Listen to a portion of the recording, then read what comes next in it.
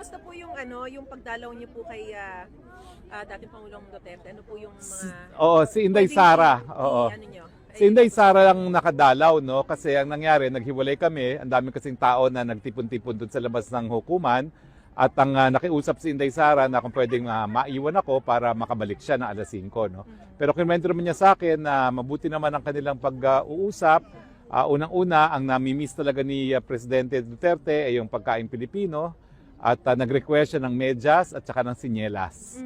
At ang sinabi nga niya, yung mensahe niya ay kulang ang mga tao at lahat ay mayroong panahon, no? There's a time for reckoning, no? Ang sabi niya, Kulang no? ang mga tao? Hindi, I mean, ang sabi niya, cool lang ang mga tao. Cool lang ang Oo, mga tao. oo. May nahon lang ang tao at there's a time for reckoning, no? At ang sabi nga niya, umuwi ka na kagad ng Pilipinas at dapat kayo nandun at naninilbihan, no? Sinabi niya kay Vice Oo, President. umuwi Hindi na siya. naman Wag na naririnig siyang po. nandito, sabi niya.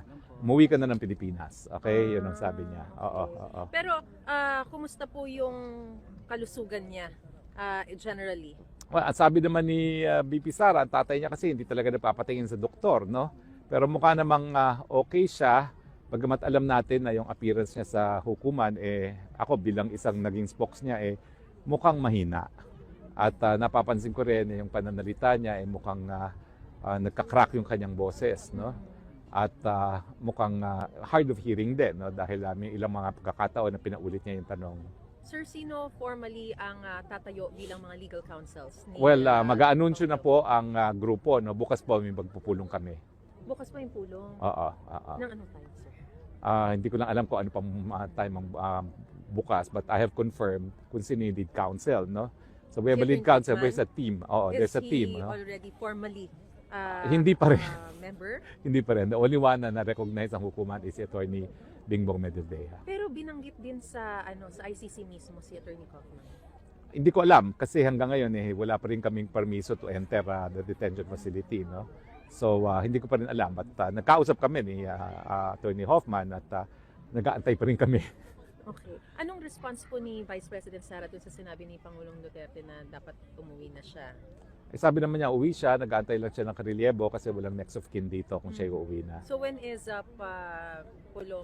Congressman Pulong coming? Nag-aantay kasi sila na magkaroon ng Schengen visa, yan ang problema. Kaya lang naka-visa si Vice President ay sinamahan niya anak niyang manood ng Taylor Swift dito sa Munich. Kaya meron siyang, so happy na meron siyang Sino visa. yung sila? Si I think the family. Congressman and the mayor? The family, I think, has the a whole visa. family, even sila Kitty Husband niya, husband niya at saka yung daughter niya.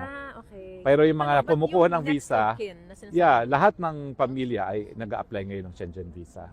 even si Mayor Baste, si Lahat ng magkakapatid. si Kitty and Anilet. Yes. Oo. So in the meantime, na wala pa yung karelyebo, sino yung tatayong OIC ng Office of the Vice President? Well, wala namang OIC ng Office of the Vice President, Oo nga. no? So yun nga po. So okay. Wala na, namang right ganun, na, no? Wala namang ganun because she functions as Vice President wherever she is. And then yung preparation siya for the impeachment, will it be halted? Hindi naman, ibang legal team naman yun. Okay. Tapos, sir, ano na lang ang asahan natin sa inyong legal na hakbay? Susunod na Ang legal masasabi ko lang po is, nakaplano na po lahat yan. In fact, ako naghahanda na kami ni VP Sara, isang taon nang nakakalipas, okay? And everything that we expected to happen, in fact, happened. So, meron kaming contingency for everything that has happened. No? So you were expecting this to happen? I have been expecting this for the past 3 years. Okay. Of course, medyo minority view ako dahil marami nagsasabing imposible mangyari yan dahil sinasabi nga ni Presidente Marcos na hindi siya makipagtulungan. I never believed him, not even for 1 second. Meron Never. Okay. Meron kayong gusto nyong kumbaga, hindi nyo nahihintayin yung September 23? Well, I would rather na mag-discuss muna kami as a team. I have to be a team player. But it's unacceptable to us, to me personally, because hindi pa kami nagbi-meeting as a legal team na mag-aantay na September 23. Sige sir, meron ba kayong mensahe sa mga... Well, magpapasalamat kami sa lahat ng ating mga kababayan sa suporta na binibigay nila kay Presidente Duterte. Yun po nagbibigay ng lakas kay Presidente Duterte ngayon.